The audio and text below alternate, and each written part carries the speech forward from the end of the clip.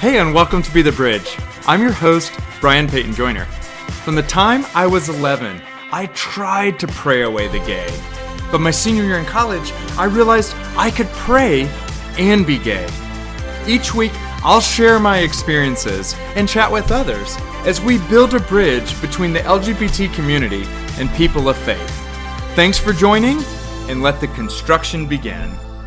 Hello, fellow bridge builders. Thank you all for joining me today for this 22nd episode of Be the Bridge podcast. I'm your host, Brian Peyton Joyner, author of the novel The Wisdom of Stones. It's about Ben, a college senior, who promised God in his Meemaw he'd be a Southern Baptist preacher, but he can't pray away the gay. Our mission on this podcast is to build a bridge between the LGBTQIA+ communities and people of faith. My guest today is someone who shares that vision. Jazz Fitzgerald identifies as gay and queer. She has created an organization called You Are Welcome Here. It's an interfaith group that is inclusive and affirming of the LGBTQIA community and welcomes people of all faiths, including those who are skeptics. Jazz, welcome to the show. Thank you. Thank you for having me. So Jazz, let me begin with the question I ask all my guests. Where are you from? Where were you born and raised? Well, I was born in Toronto, Canada. Okay. But basically, I would say that I grew up in Phoenix, Arizona. Okay. Wow. Yeah. Very different weather. Very different. Yeah. Polar opposites for sure. Yeah. Were you raised in a religious home at all? Did your parents take you guys to church? No, not at all. They kind of just let us believe whatever we wanted to. Huh. They had more new age sort of leanings, Okay. but I was never forced to go to church at all. It wasn't really part of our Sunday morning thing. Yeah.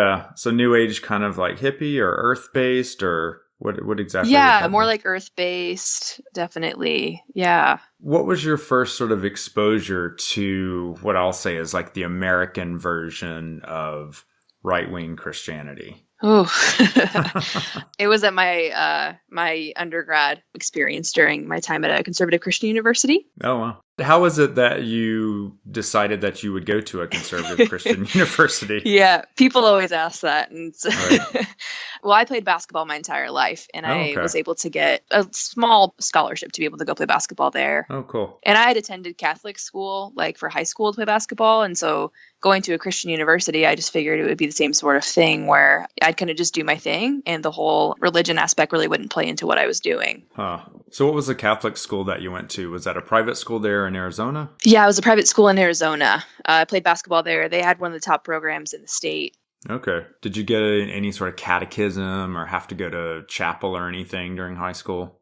We did. We had Wednesday mass. And so Okay. we would be in mass for probably about 3 hours. Oh, wow.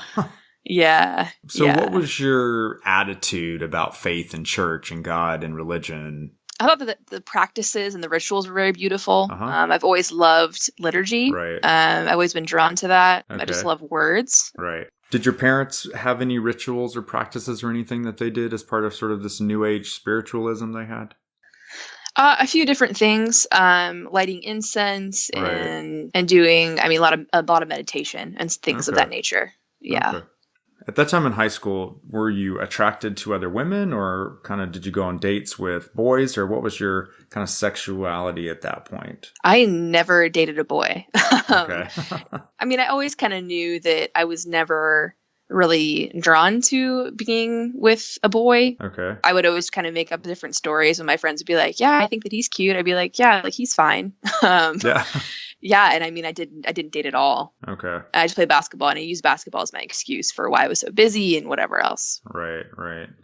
Did you feel that having attractions towards other girls was wrong at that point in time? Was that something that the Catholic school had reinforced or what was the general attitude towards sex and sexuality that you were taught in that school?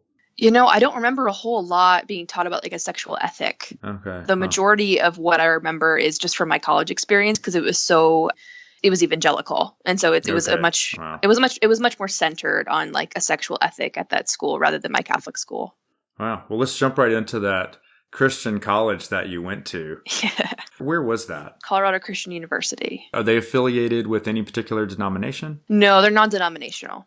Were you prepared at all for how conservative that school was, or were you really thinking you could just go and play basketball and wouldn't really impact you. Yeah, I mean, I thought more of that, of just I'd go in there and play basketball, and I wouldn't really have to deal with any of the religious aspects of what the university believed. Right. But I was wrong. Do you remember the first moment where you sort of were confronted with that really conservatism and you said, oh my gosh, maybe I made a mistake, or maybe I should have thought about this? It kind of just happened slowly. Okay. Because I ended up coming out sort of to like one of my friends, and I just said, I'm attracted to women. And that was termed to me as that I struggle with same-sex attraction. Right. And so I was given that language. They gave me that language to then see my own journey through that. And so it was kind of just like a slow understanding of like, oh, this is what this community believes, rather than me being like, I need to get out, you know? Wow. So when you told that friend of yours that, you know, you found other girls attractive, and she sort of put a label on that, which is, you know, it's very much the sort of the Exodus International, the really conservative Christian label of, well, you know, don't identify as gay or lesbian or whatever, because we want you to be sort of same-sex attracted, so that it's sort of a proclivity versus an identity. Sure. Mm-hmm. What was her reaction in that regard? And then was it something where she sort of tried to get you help, or walk us through that? She kind of functioned also as like a mentor of mine. Was she your same age? Yeah, she was a couple years older than me. Okay. Her reaction, I mean, basically the conversation stopped when I said, hey, I find women attractive, or I have had these experiences. And then her saying, well, that means you struggle with SSA. Okay. And that's kind of like where we stopped. And so it was part of her desire to find me a therapist that I could talk to. Wow. So at college, did you have Bible study classes you had to attend? Did you have chapel or worship services that you had to attend? All of it. Yeah. Okay. So we had a certain amount of chapel services that we had to attend each year in order to graduate. Oh, wow. And so they were always on Tuesday, Thursdays. And we also had a lot of Bible classes. So everyone kind of graduates with like a biblical studies minor, because you take so many biblical studies classes. Okay. We had discipleship groups that, like, I actually led a discipleship group my junior year. And every single leadership position on campus is very infused with the university's culture and belief system. Okay. And so everything is very much spiritual and religious. Okay. Does the school have like a student code of ethics of, you know, you will not engage in certain activities, you know, drinking, dancing, sex, kissing, you know, whatever? Yeah, we weren't as conservative as the whole dancing and whatever else, playing cards type thing, you know, but I heard a lot about that. But we did have to sign a lifestyle covenant, which did prohibit like homosexual behavior. Wow. How about heterosexual behavior? Was that prohibited at all? Or? I mean, it was in the lifestyle covenant in terms of no sex before marriage. Okay. But that wasn't really often enforced in the way that homosexual behavior was. All right.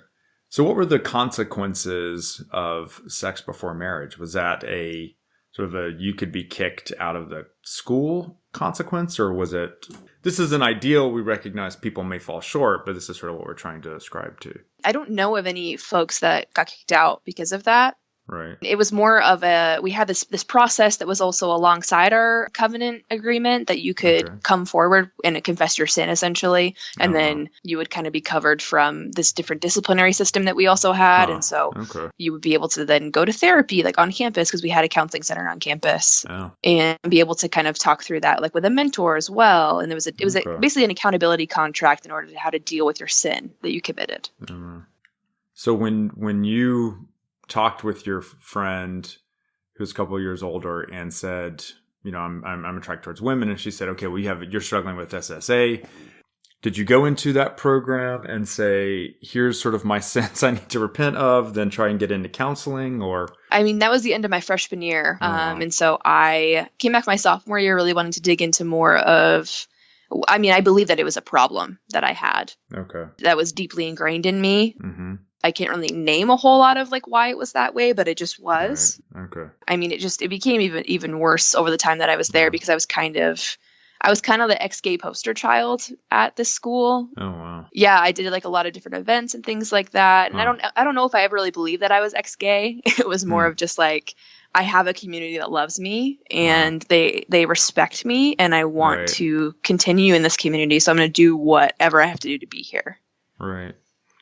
So how did you move from, you know, sharing with this person that you had same-sex attractions to then becoming quote unquote ex-gay. And I would presume ex-gay would mean you didn't have the attractions or you were just not acting on them. What did it mean to be ex-gay at that point? More so not acting on them and pursuing even like thoughts of a mixed orientation marriage at some point. A lot of my therapy that I went through like on campus it included me writing down things that I could foresee like in a future husband, of just like, okay. I want these things and I like when people are honest and like, things like that. And I had a couple actually great therapists there that were able to walk me through a lot of the things that I was dealing with and not so much focus it on me being same-sex attracted or gay. Okay. They kind of let me do what I needed to do, but others were very much like, it was reminiscent of reparative therapy, the other ones that I kind of went through. Right. So I'm just curious, we talked briefly before the show, and you said that you have never really identified as lesbian. Mm-hmm. Is there a particular issue that you have with that term that came out of this therapy or? No, I'm not really sure. I don't think I've ever connected with that word. And I'm honestly learning more about it in terms of its political definition as well, which I agree with. Okay. But yeah, I've just always identified as gay when I come out to people. At what point did you tell your parents that you were struggling with same-sex attractions? Well, I told them that I was gay even before I went to CCU. Oh, okay. How did they react to that? Well, basically like making me aware of that I wouldn't be accepted at this school if I went still. Okay. And it was a lot for me as a 17-year-old. So were they sort of trying to talk you out of maybe, going to this really conservative Christian school? I mean, they knew that I wanted to play basketball. Right. My parents and I have had our own issues about coming to terms with me being gay. Right. We've been through a process together that's been beautiful and heart-wrenching at the same time. Right. And we're at a good place now. But me being 17, coming out then, and I came out again to them when I was 24.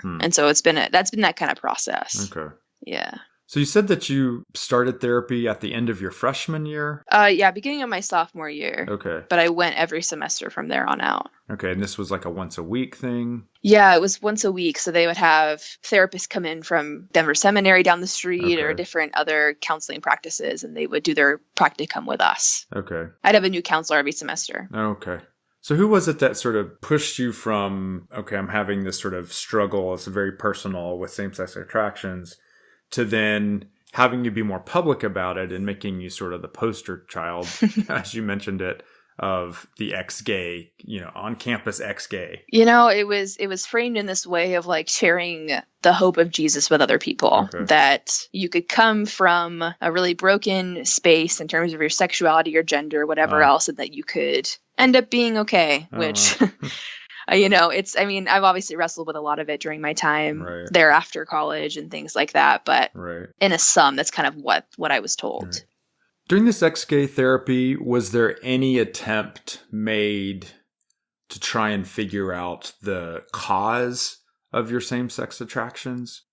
Yeah, that was the majority of the therapy. Oh, wow. It was kind of just looking through and like trying to fix broken relationships that I had throughout my life. It was very much part of that. It means, obviously it's been researched and people tell a lot about it now of just like having those experiences and that you can't blame it on broken relationships or severed relationships. So what was the root cause of your same-sex attractions in your case? Gosh, it was just a lot of different things. Some of it was that I was told was that I didn't trust men. And so therefore that led to me not wanting to then be with a man one day. And they pointed to like a particular instance. Oh, many different instances. Yeah, just different relationships, different instances, and what created me to be this person that didn't want to be with a man. Like what was wrong with that? It's just, it was very interesting. Yeah.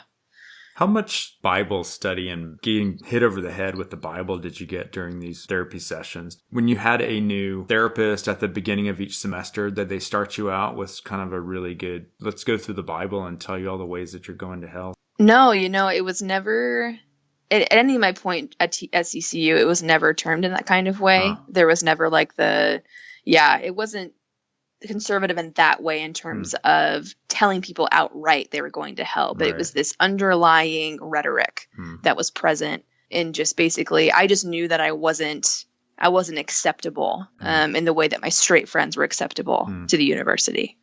It's always fascinating to me sometimes because you'll hear people really want to help those with same-sex attractions, out of this notion of God has this beautiful plan for men and women, and it's this notion of complementarianism, and he wants a man to be with a woman because those parts fit together like a jigsaw puzzle, and that's the way life's created. And that's God's optimal plan for your life. And because I love you, Jazz, I want you to have the fullness of this human experience, and that's why I want you to be able to find a husband. Mm-hmm. Did anyone come at it from that particular angle of this, what I think is kind of a place of love, but then, it's not really it's their place of what's best for you, and without sort of any real understanding of what it means for us to have these attractions towards the same sex. Yeah, I mean, that was the majority of my conversations with close friends and mentors. Wow.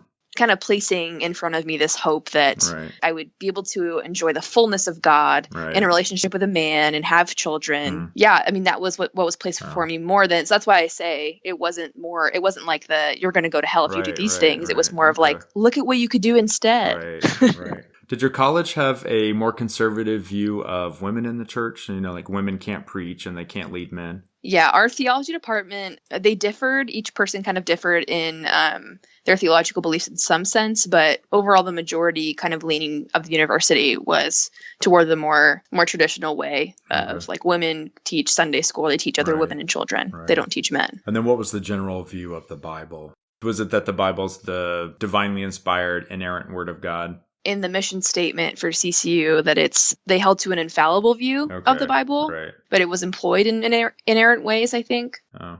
It's very interesting.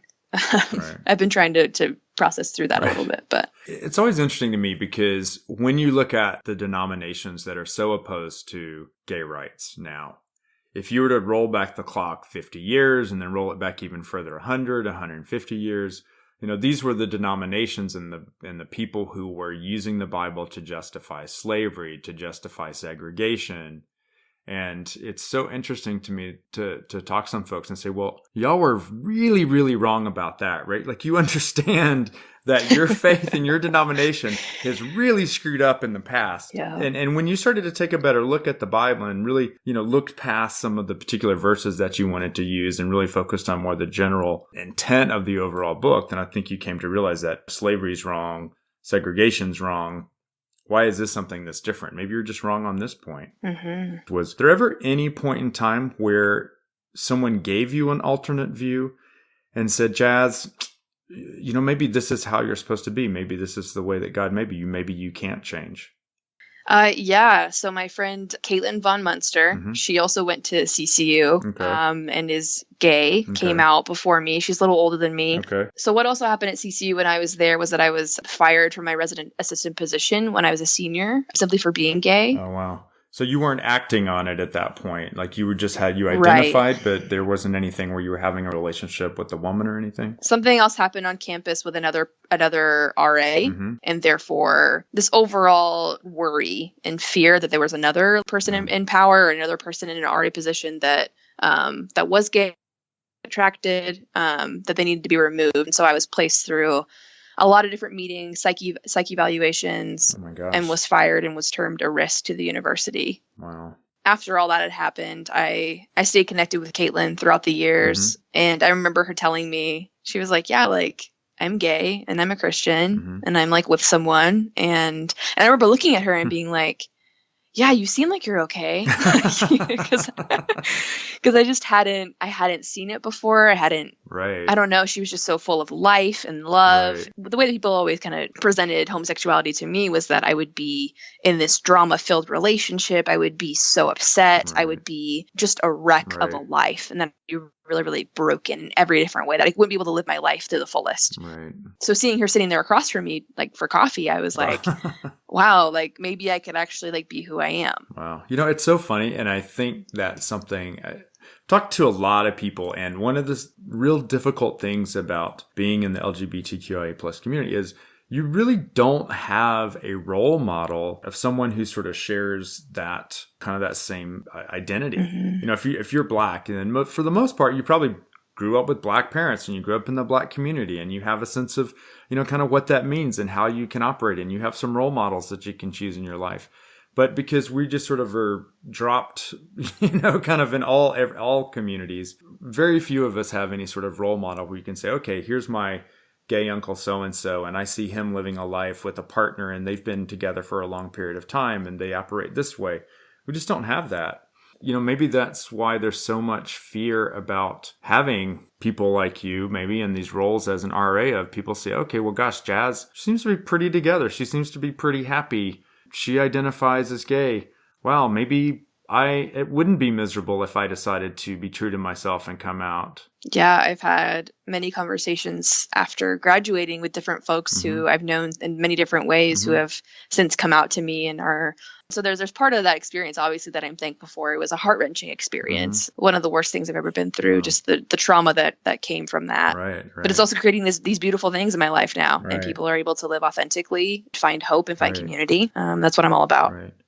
Can you walk us through just that process where you were sort of brought to trial for your sexual orientation? Because I think people don't really understand or believe or think that this actually happens these days. And I don't think they fully understand the trauma.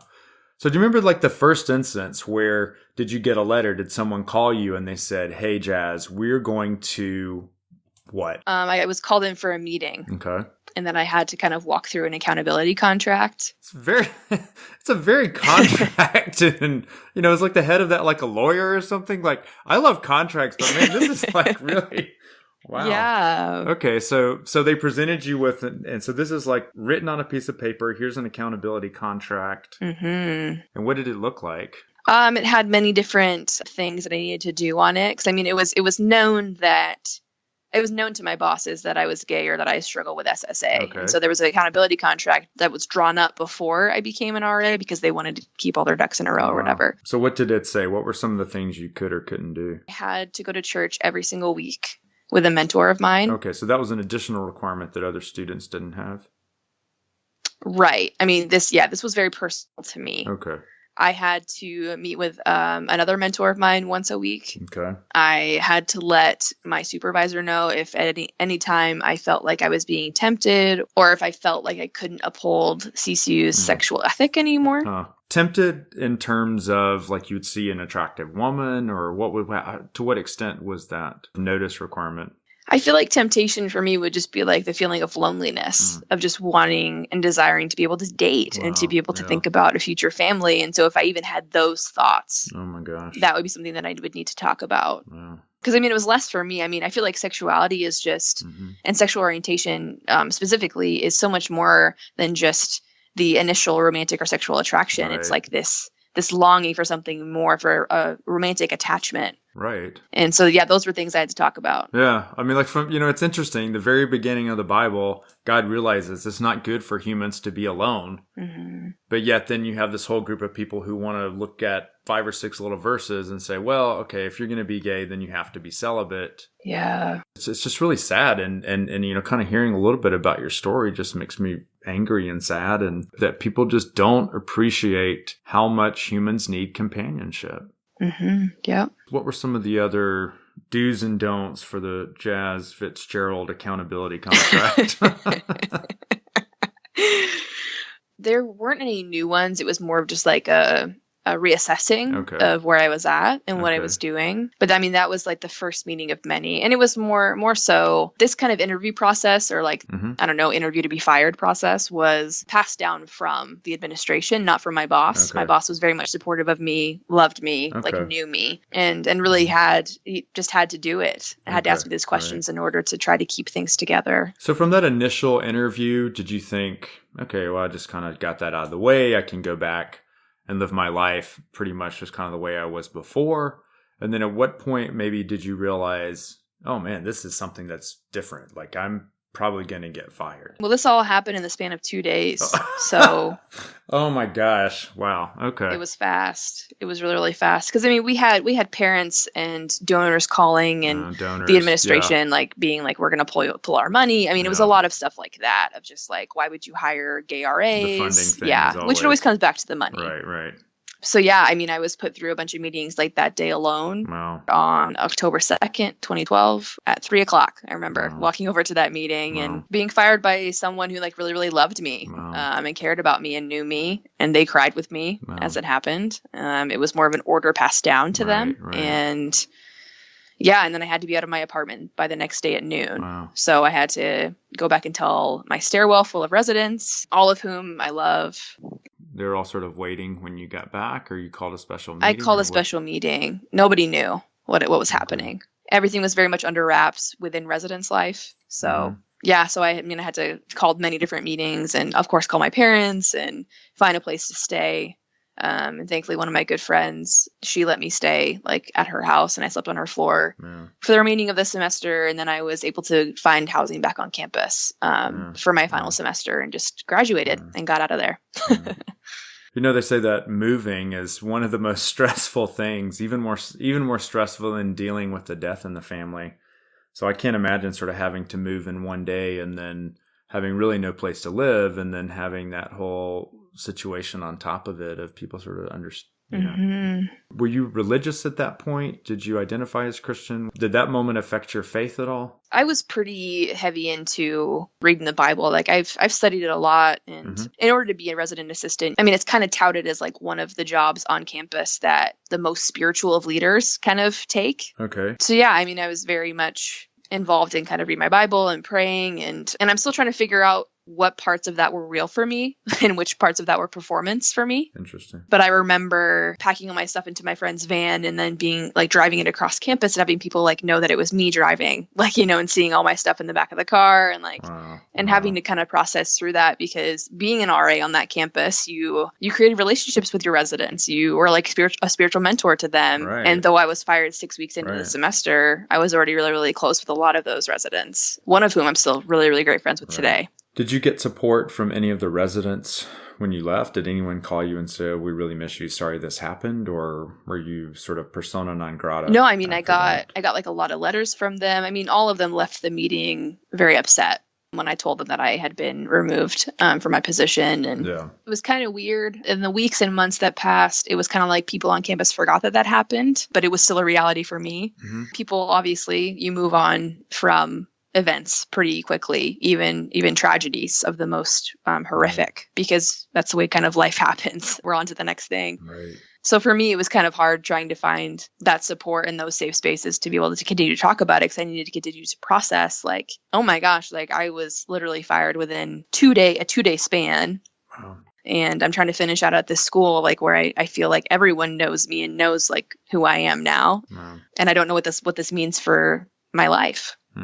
Did you feel shame as a result of this? Was that something where people kind of made you feel really less than? I think that it was a more internalized shame. I wouldn't say that I experienced any explicit shaming from people. They were more supportive of me because they felt like that something had been done wrong to me by the university. Okay. Yeah, it was definitely an internalized shame of, why can't I just be different? You know, everything would be different if I was like straight. I could still have this great job. I could still be serving in the way that I was serving, and still in relationship with people that like I loved. So it sounds like right after this happened, you felt somewhat alone, and that you didn't really have a place where you could go to and talk with people about this experience. Was that something that you were able to find at some point, or was that something that you sort of had to then create for yourself? Gosh, it came over time. I had to create it for myself, I feel like. But there's also like, I don't really know what I believe now. But I know that there has to be something that is allowing me to create such beautiful relationships now in my life. Right. After I left CCU, I took a year off, and then I went to Denver Seminary to pursue my clinical mental health counseling degree. Okay. And I stayed there for like a little while. I was there for about a year and a half before I realized that I needed to not be in a space where I could be gay, but I couldn't be in a relationship. So at Denver Seminary, they had the same restriction on people who are quote unquote same-sex attracted. You could have the feelings, but you couldn't act on them. Essentially. Okay. Yeah. And I feel like I only really went to Denver Seminary to keep my community intact, because I knew I would still have support from my community if I continued to be in these Christian spaces. Because you said that your therapists were actually each semester were from that Denver Seminary? The majority, yeah. Okay. Huh. Yeah, and there's some great folks that are over there. There's Yeah. that part specifically within the seminary is a little more liberal. Okay. My therapist went there, and he's bisexual and very much doing a lot of great work. Okay. I met some really, really great people there who have been able to really help carry me through. My friend Angela Lang. Okay. She's been really like a lifesaver for me in many ways. Mm-hmm. So what happened after you left Denver Seminary? What did you do? I took a year off because I ended up in a mental health facility in 2016. It was the January 2016. And I was confronted a lot there with the therapists there that were just like, you may lose a lot of people for being who you are, but like you're going to lose your life if like you don't accept like who you are. And that was a really pivotal time for me. I got to that point where I had tried to pray away the gay. I thought that if only I could get close enough to God, if I could pray hard enough, if I could try and love my girlfriend enough that somehow God would cure me, I could be healed from the brokenness. I could be a whole person and I could live my life with my girlfriend. We could get married. I could have kids, and this whole sort of difficult past of being attracted towards guys. I could put all that in the rearview mirror and I could just blaze forward going ahead. And I got to this really point of desperation where I didn't know how I could move forward. And I went to the chaplain at my school, which was a Baptist college. And the chaplain actually told me that I could be gay and Christian. That in and of itself just so dramatically changed my worldview. He had some books that he'd ordered for the library. He gave me the bibliography. I went and read some of these books, and just that gave me that confidence that belief that, no, this is how God made me. I don't have to change. I can be the person I'm supposed to be, because otherwise I don't know what would have happened. It would have, my life would have been very tragic at that point. Mm-hmm. So for you, it sounds like you sort of were at that point at the beginning of 2016 of tried everything you couldn't make things work, didn't really see the future. And I think so many of us have hit that wall. Yeah. Can you tell us about what that was like for you? I think there was just a lot of internalized shame that was built up over time. Mm-hmm. And especially as people continued to forget about what happened to me at CCU. Right. I found myself feeling very, very alone and isolated and even much more so just not really being able to find my space in a Christian community. Right. And really not even sure of what I believed anymore. And so there was the other threat of, well, I'm not only gay, but I'm not really sure if I'm a Christian. Right. Being in the mental health facility, it was really a pivotal experience for me in terms of being able to choose if I wanted to live or not. Wow. And live physically, live spiritually, live emotionally. That facility, I was there for about 4 days. Mm-hmm. That is where I experienced the greatest welcome that I've ever experienced, even in comparison to churches and colleges that I've been to. Oh, wow. That's why after I got out of the mental health facility, I wrote a blog called You Are Welcome Here. Okay, wow. And that is where the name for this conference comes from, because immediately when I walked into the mental health facility, I was passed colored pencils and a coloring book. Okay. And they asked me my name. Right. And they're like, so why are you in here? We're all sitting there together. It's a bunch of women. There's a women's side and a men's side. It's a very binary space. And I was like, well, I just didn't really want to live anymore. And they were like, yep, me neither. And then we just went to coloring. And that was it. Because there's a lot of lag time in between being called in to talk to different people, in between different kinds of therapy sessions and whatnot. And so the majority of the time was just spent coloring with people and getting to know their stories. And I remember one woman asked, "Oh, do you have a boyfriend?" And I was like, "No, I'm gay." And she was like, "Well, do you have a girlfriend?" And I was like, but even just being able to be asked those questions and not feel shame around them. Right. And just being accepted for who I was huge. Yeah, so tell me about the conference, You Are Welcome Here. We talked a little bit about it when I met you at the Gay Christian Network, and it's very exciting. So tell me a little bit about how that's developing and what your overall mission is with regards to this wonderful conference. Yeah, we're super excited about it. Things are really, really picking up. A lot of people are behind it. Mm-hmm. But Your Welcome Here is centered on being interfaith, inclusive, and affirming. Okay. We're welcoming to devout and skeptic alike. Okay. Can we break down that interfaith, inclusive, and affirming? Definitely. So interfaith means what? That we're open to any and every faith and spiritual system. And so You Are Welcome Here is not going to posit any kind of truth claim about any kind of belief system, but more so providing the space for folks who are LGBTQIA identified and allies as well to come in and chat about their experiences within faith and spirituality. Okay. So you could be a gay Muslim. Yes.